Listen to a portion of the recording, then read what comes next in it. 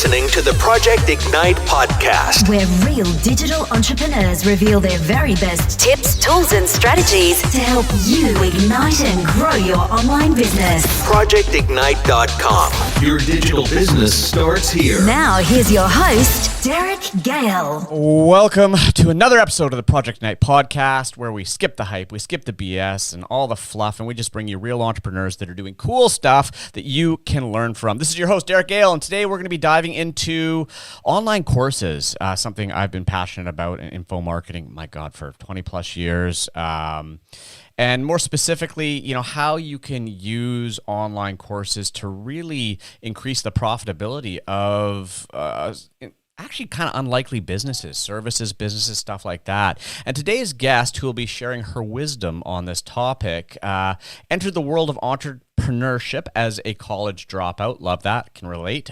She did it with 81 cents to her name, and then grew a photo studio into a multiple six figures, and then turned that experience and success into a profitable online course, which subsequently led her to growing an online training company to $2 million a year that's now helped thousands of photographers around the world build their own successful studios. And more recently, she felt the pull to serve a larger level, and so she's now expanded and is helping all types of service-based businesses and owners add profitable online courses to their businesses so they can scale without having to trade time for money, which is our enemy. So without further ado, I'd like to welcome Molly Kaiser to the show. Molly, thank you so much for being here. Yay. Thanks for having me. For sure. Okay, so let's start at the beginning. Well, I'm not sure how far back we want to go, but okay, so first of all, I can relate. So college dropout, yeah, high five.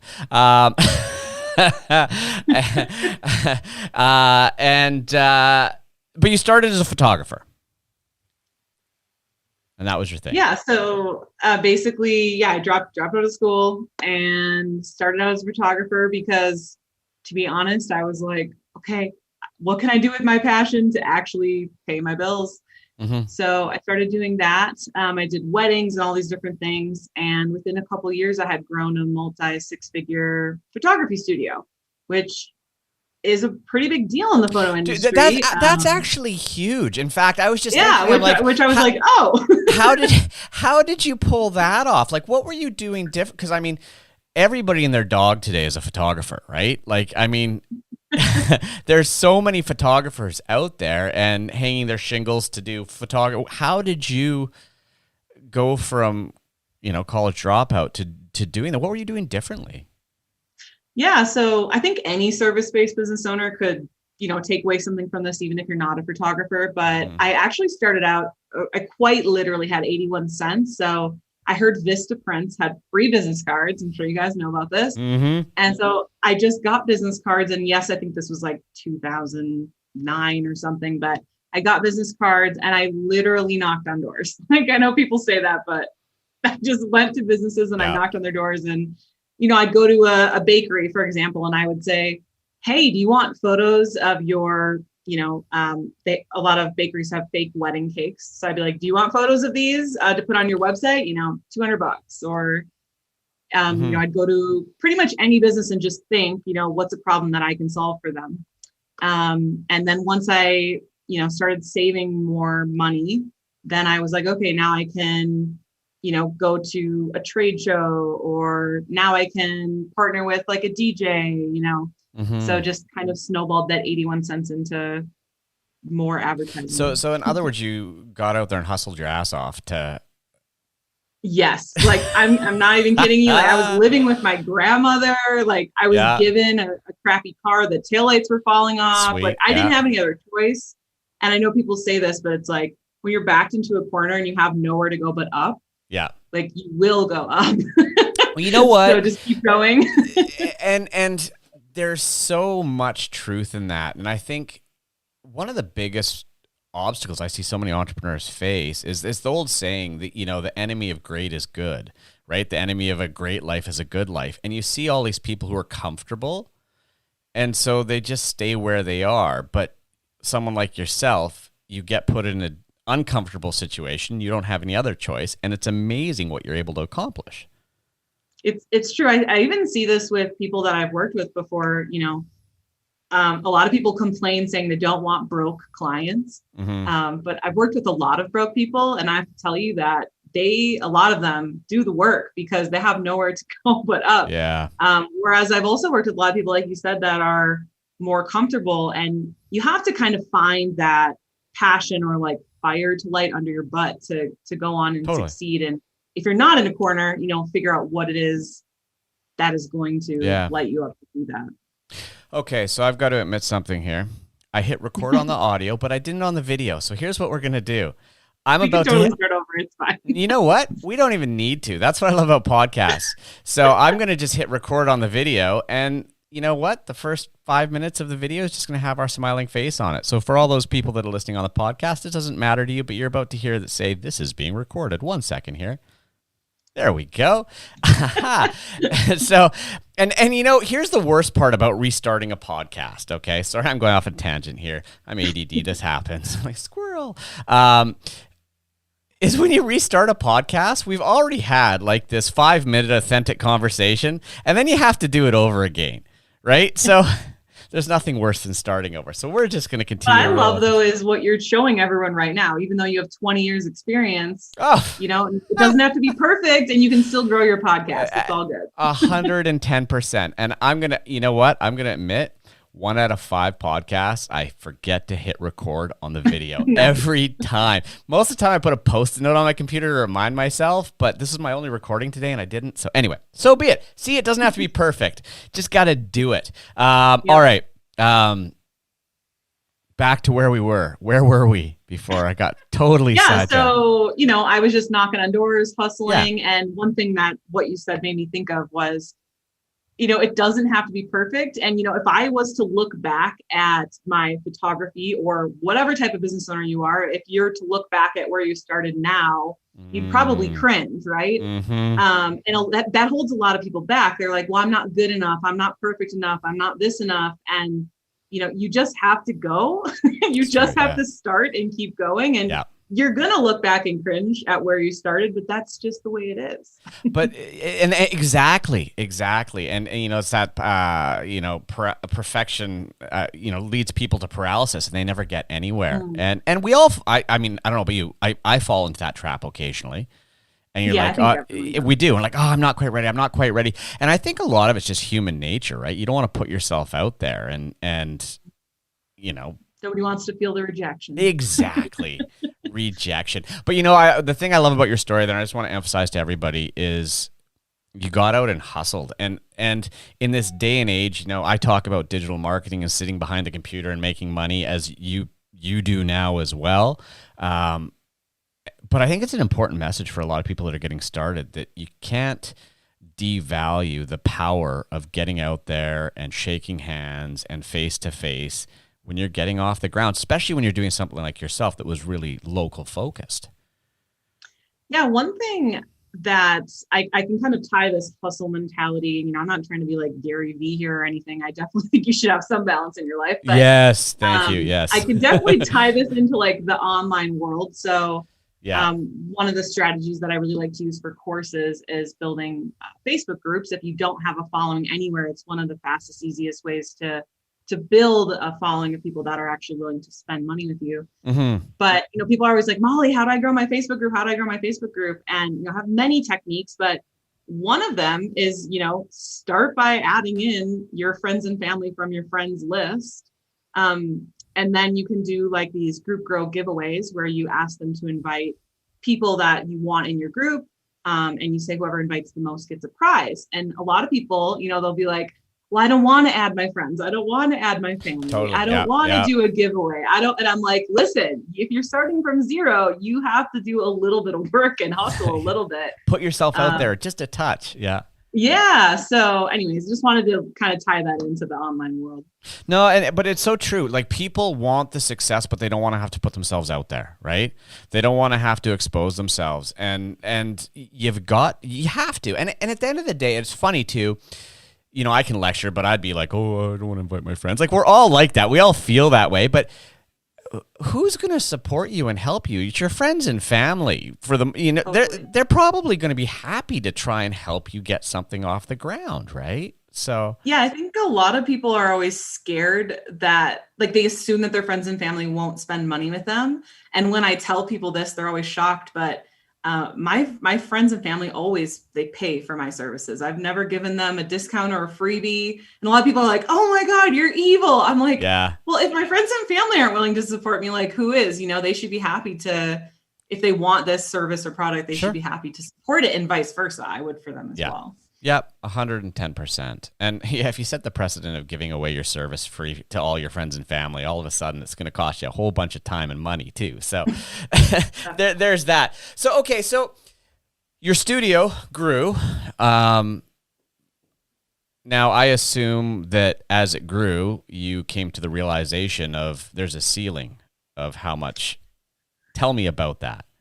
Yeah, for me, it was definitely a ceiling of like my time and like physical abilities because, when I was in my early 20s, I'm like, oh, yeah, I pull all-nighters, I drink Red Bull, that isn't so cool anymore when you're like getting a little bit older. And I had a lot of photography friends, and some of them were in, 60s, 70s, and they're like, make sure that you have a retirement plan or like a plan to transition out of this because, you can't be shooting 16-hour weddings or 5-hour portrait sessions for the rest of your life. Like, you physically can't do it.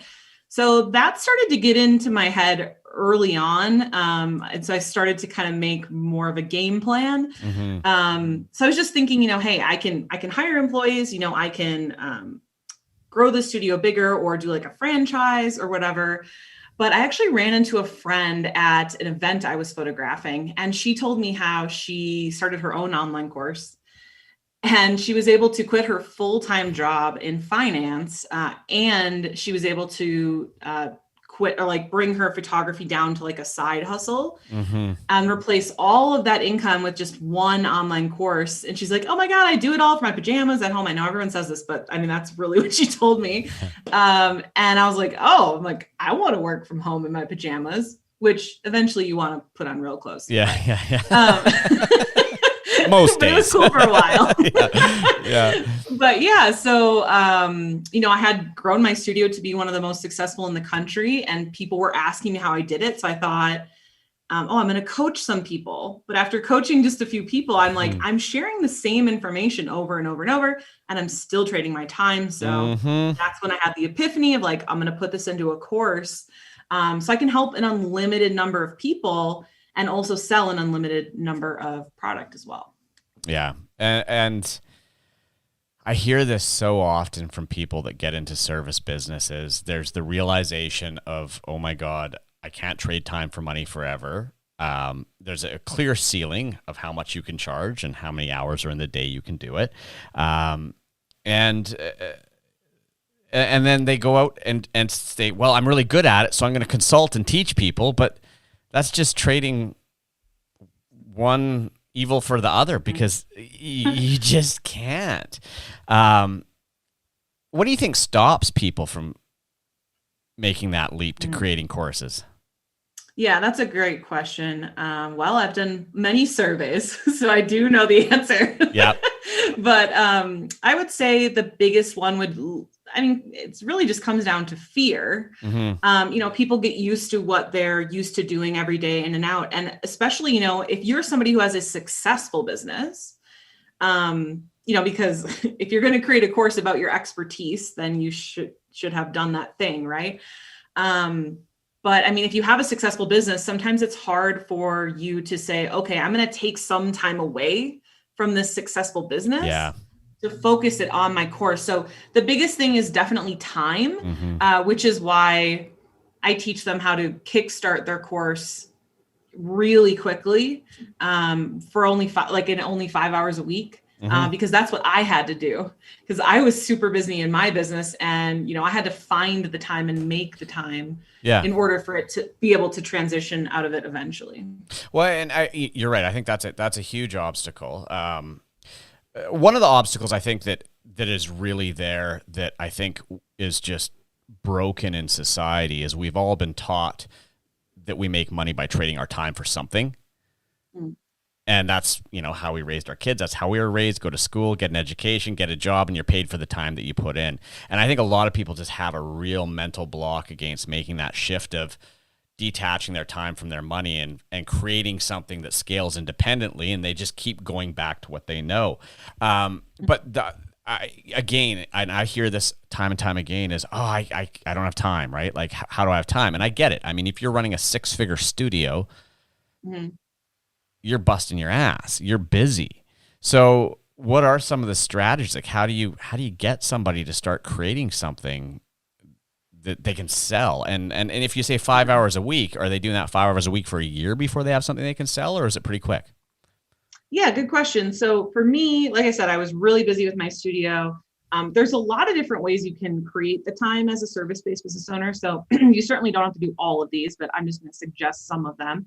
So one of them is you could hire somebody to help you in your business to free up your time. That's one of the more difficult ones, but you definitely can do it. I did it. Another one would just be, that 80-20 rule. Like, look at what you're doing, because not everything you're doing probably is what's like directly tied to you making money. Usually you can delete some or a lot of what you're currently doing as busy work, and your revenue will actually stay the same. Another thing is just automation. If you're doing some things that could be automated, like your social media, for example, I have all my social media completely automated for a whole year. That will free up a lot of your time. So for me, it was a combination of that. I simplified my business. I automated some of my business. I also hired somebody to help me. But ultimately, back then I spent way too much time trying to get my course up and running because I didn't know what I was doing. And I was following a method that I paid a lot of money to a course guru who taught me how to launch my course. I'm sure a lot of you guys have heard about launching.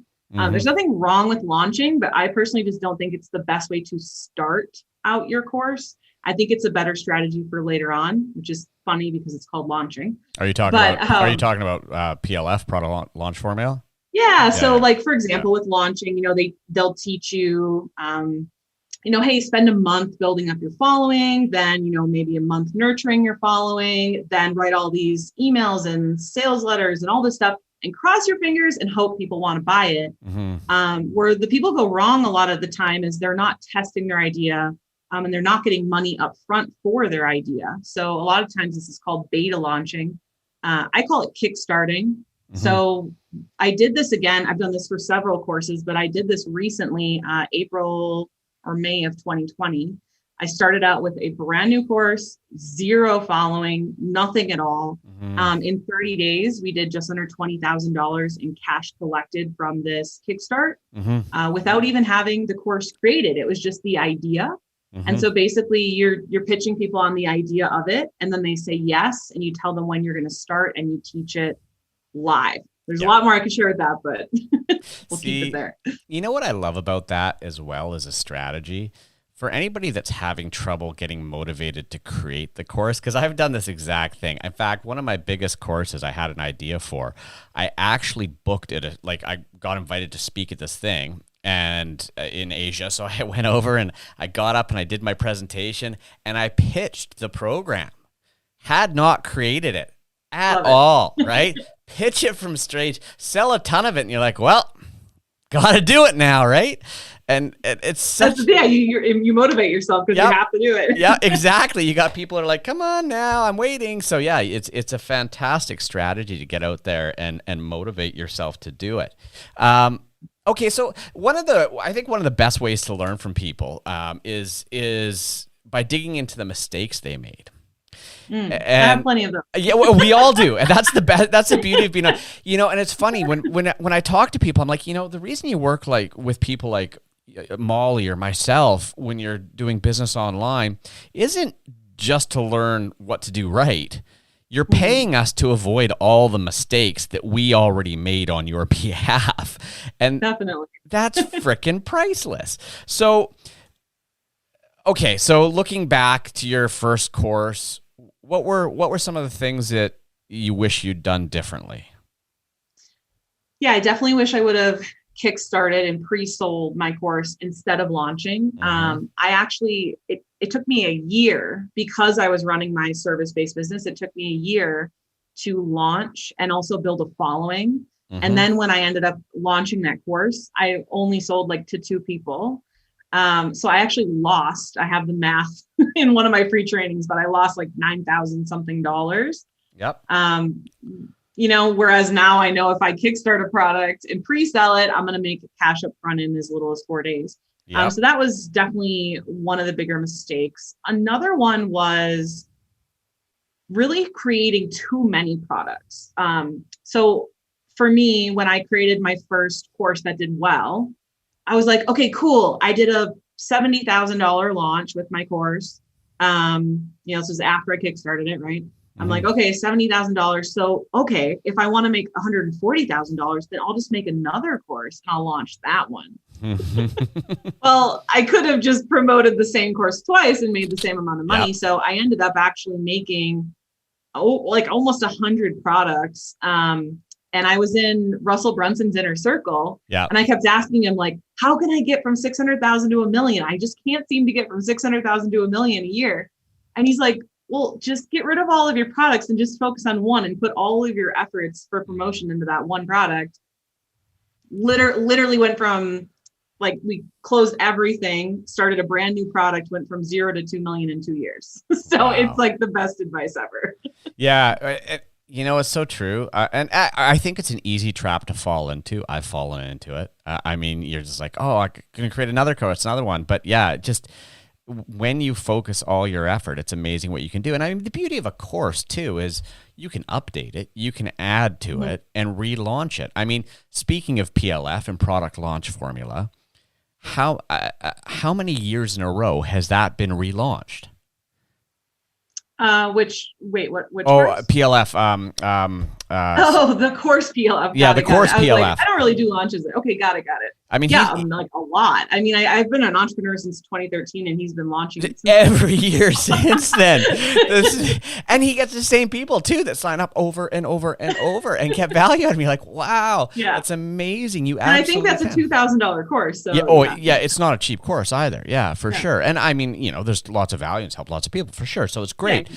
But to your point of he's focused on one thing and he has milked that and used it year over year and year, which is like Marie Forleo, literally one product. Yeah, there's so many people, but for sure. But the beauty of that is you get to refine everything. You refine your pitch, your offer, you know what works. It becomes very predictable. And in any space, there's new people coming into a market. Like in any given year, how many new photographers come into the market?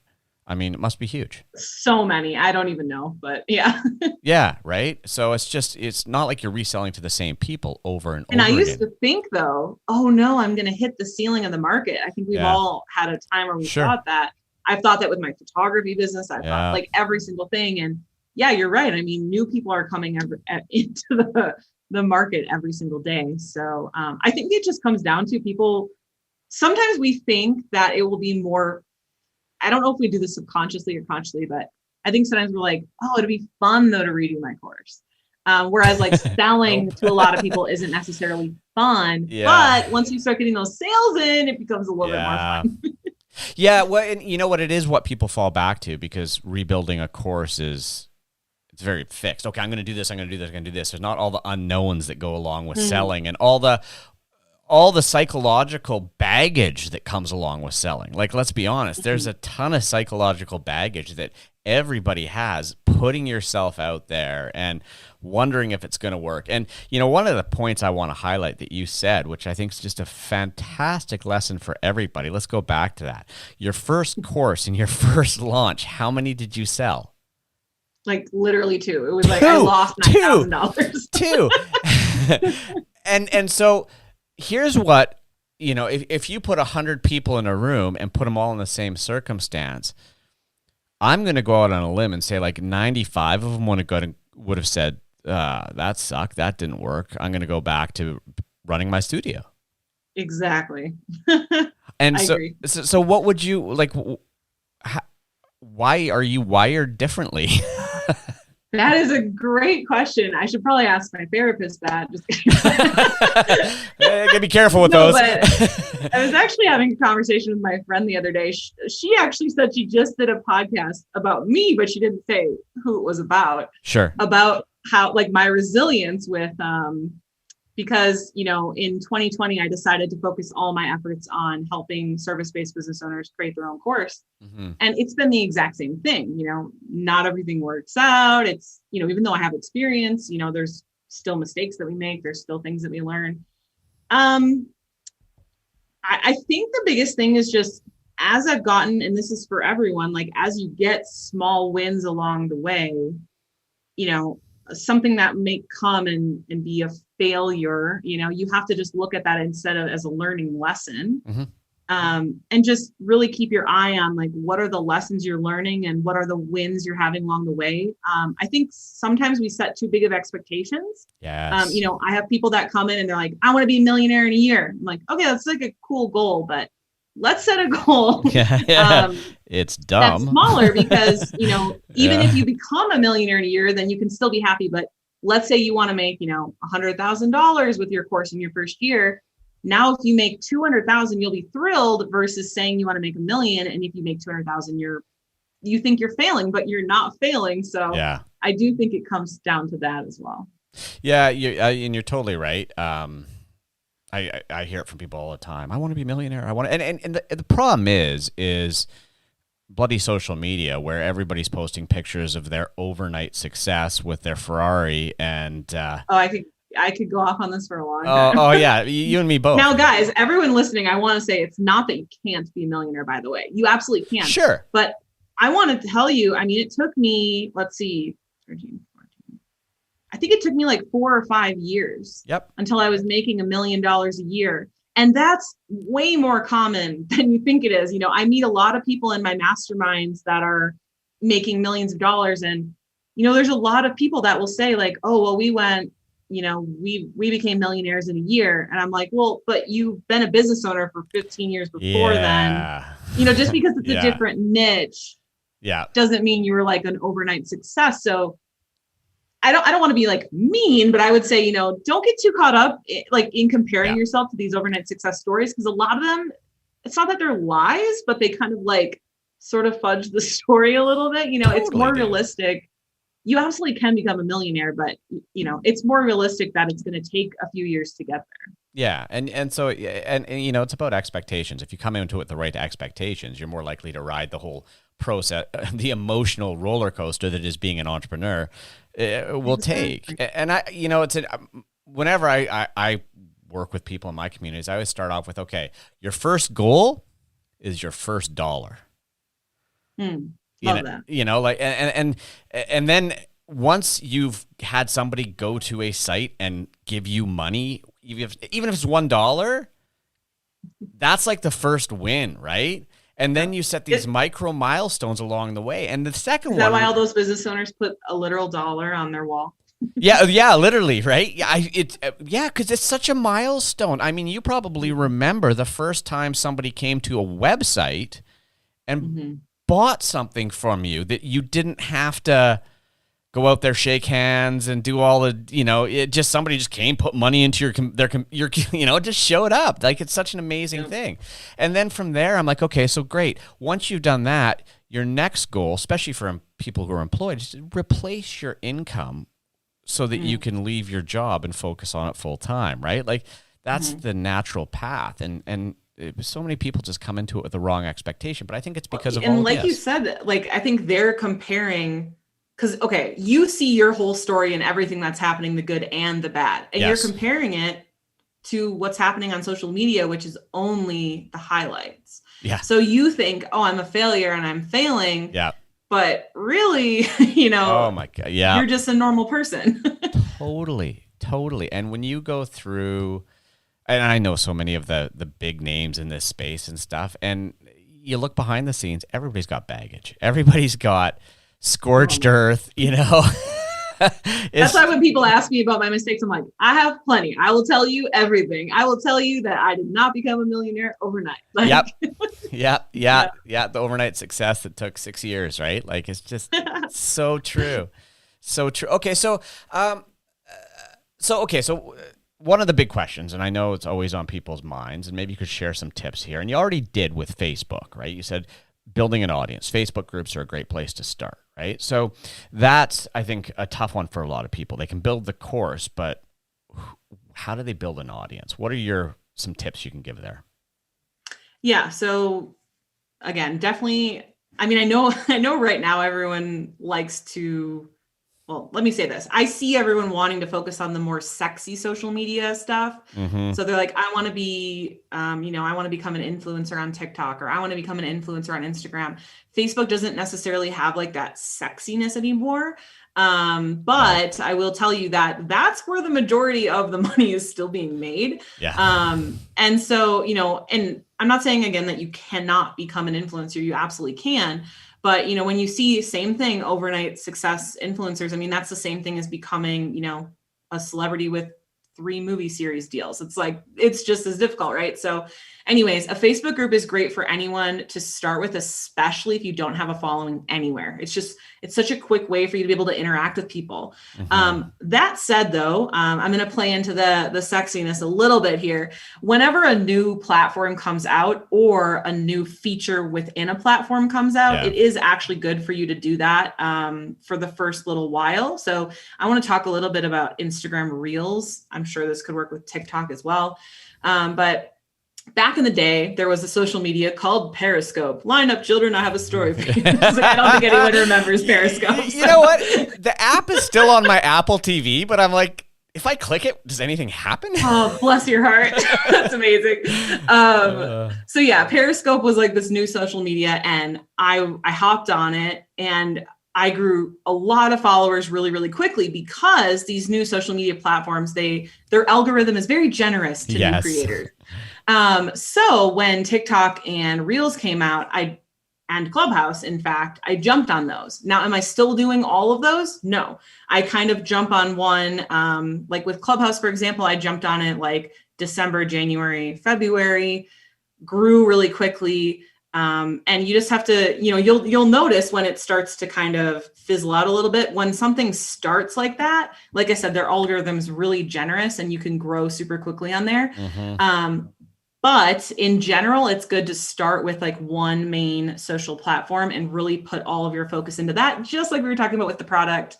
But if you want to jump and do something new for a little bit, get those followers where you want them to go. Like, don't keep them on TikTok, don't keep them on Clubhouse, get them onto your email list or move them into your Facebook group, wherever that focus is. So that would be like the overall vision strategy there. Yeah. Good. Yeah. And again, I like the message of focus, and I 110% agree. Facebook is still the dominant platform particularly when it comes to businesses where you're dealing with and like coaches and consult. In the e-com space, I think, like TikTok, if you have a cool little gadget that's very demonstratable, you can crush it on TikTok and stuff right now. But for especially knowledge businesses, information businesses, Facebook is a place. And let's face it, the demographic on Facebook's older. They're more, and with age comes more experience and money. Yeah, that's a really good point too, is, consider your ideal client. If you're working with teenagers or young 20, you might not want to be on Facebook. No. But I personally love the like 35 plus because what? Those people have a job and they have money. Very, and they have important. Experience, which you need to have a quote with your course. So yeah. Yeah, for sure. For sure. 110. Have you done anything with YouTube?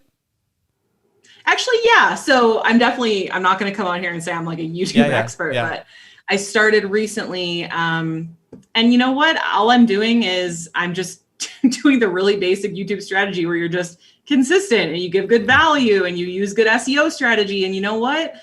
When you're consistent and you do these things, it works. There's no ninja bag chick, the magic YouTube button that just gets you followers.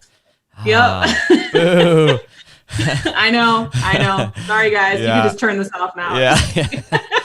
Stupid common sense. But no, yeah, consistency. Actually, I know it sounds boring, but it works. Yeah, it works absolutely. Every time I post a video, I'm like, "Oh, new followers! This is fun." Yeah. Oh, honestly, I think YouTube is massively underutilized, and when you get into different niches, especially for info, like you were saying. absolutely, it's totally underutilized, and I think it's just because people don't like creating video. It's a higher barrier to entry. Well, yeah, it's a lot more work to do, a YouTube video than like a quick little TikTok dance. It's like way harder. But I like anything that has searchable, like search terms in it, because I like to create like evergreen content. So I love YouTube because I can create content and I know it's going to keep growing my followers and engagement over time. And that's also why I like Facebook groups. A lot of people don't know this, but a lot of people, they'll go into Facebook and they'll search for Facebook groups. Yeah. So they'll type in, like when I moved to Albuquerque, I'm like, I want to join all the Albuquerque Facebook groups. Or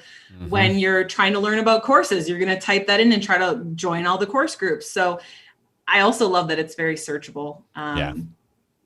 Facebook groups, I love them. I've got groups.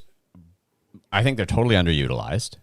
But I also think they're like the neglected piece of Facebook where I'm like, come on, Facebook, step up, do something. I know, like Facebook finally, like, I think this has been actually like 5 years now, but it took them forever to just let us like have rules in the groups. It's like, really? Yeah. Or like, remove people that are causing trouble or whatever. Like the minute I can boost a post from my group, I will be the happiest man. They kept saying they were like 2 years ago, they were getting really close to it and then they never did it. Which I don't understand because they're not making much money in the groups. It would be like the one thing. And the groups, I mean, everyone I talk to at least, they pretty much only use groups on Facebook now. So. Yeah, totally. Absolutely. They are so powerful, right?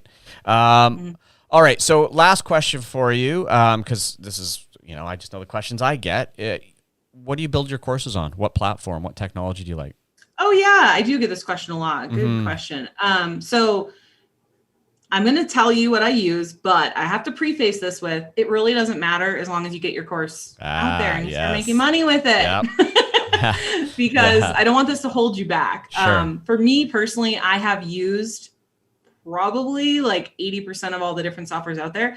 And I have landed on Kajabi. Yep. And the reason I like Kajabi is because you don't need any other softwares. Yeah. And if you think you do, then your course business probably isn't simplified enough. But because you can host the whole course, you can have funnels, you can have sales pages. The email marketing is great in it. Whereas I've used other softwares, and it's like they're really good with one particular thing, but then you have to buy a bunch of other softwares. And then last thing I knew, I was spending $2,000 a month patching all these softwares together. So, well, that's true. Yeah. Long story short, that's why I like Kajabi. No, and I'll vouch for Kajabi's been around for forever. One of my first like big membership online training platforms was on Kajabi. And it's funny, I use WordPress now.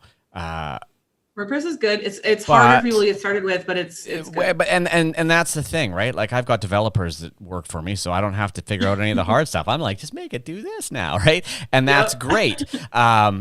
But if I was just getting started, I would probably not use WordPress. I would definitely look at a Kajabi, maybe a Thinkific, but 100%. So I've definitely used WordPress in the past, and all of my business owner friends that use WordPress, they didn't switch until they were making millions and millions and millions of dollars. That's it, yeah. Because it costs a lot. So I would just say, because with WordPress, I think it's easy. It's a great platform again, but it's easy to get sucked into like how time consuming it can be. Yeah. And I think when you're a beginner, you almost need to be a little bit limited so that you don't waste your time on the wrong things. 100%. And it's more of a learning curve, right? Like Kajabi, you don't have to be tech. It just takes care of everything for you and away you go, right? So I redid our entire course literally yesterday. The uploading of it. Obviously it took me months to revamp it. But anyways, I uploaded it and Kajabi has updated their software. So I was able to upload the entire course in like 5 minutes. It was crazy. That's amazing.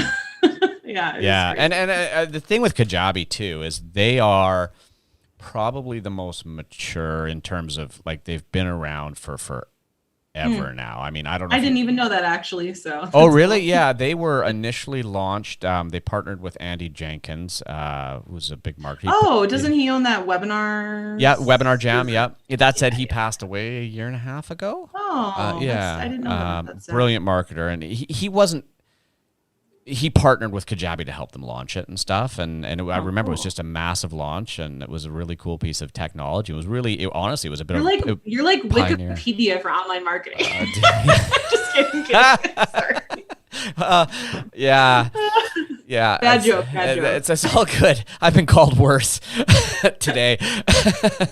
We're golden. All right. Well, I've really enjoyed this conversation. But before we wrap up, where can people find more about you, Molly? Yeah. So I have a free class I'd love to gift you guys. You can just go to profitablecourses.com/class and I'll show you how to build your following, create your curriculum in 60 minutes or less, and how you can make thousands of dollars with your course in less than 30 days. Amazing. Absolutely amazing. Well, thank you so much. I've enjoyed this conversation, and I hope we get to do it again. Thanks. Yeah, this has been super fun. Awesome, everybody. Now it's your turn to take what you've learned here today, and I say even just take one damn thing from what we talked about, what you learned from Molly here, and apply that essential ingredient, which is action. Because without action, none of this works. Full stop. You actually got to do something with it. So, turn off whatever you're listening to this on. Write down one thing that you're going to do and apply it, and you'll be surprised because that's what gets results. And as always, if you like what you've heard here on this podcast, leave me a rating, leave me a review. That gives me the fuel, the motivation to keep making these podcasts for you. The good reviews, that is. No negative ones. That doesn't help. And on that note, this episode's a wrap, and we'll see you guys again real soon. Bye for now. Thanks for listening to another info-packed episode of the Project Ignite podcast with Derek Gale. Any links mentioned, along with an entire transcript of this episode, can be found at projectignite.com/podcast. And to make sure you never miss another episode, go to iTunes or SoundCloud now and subscribe.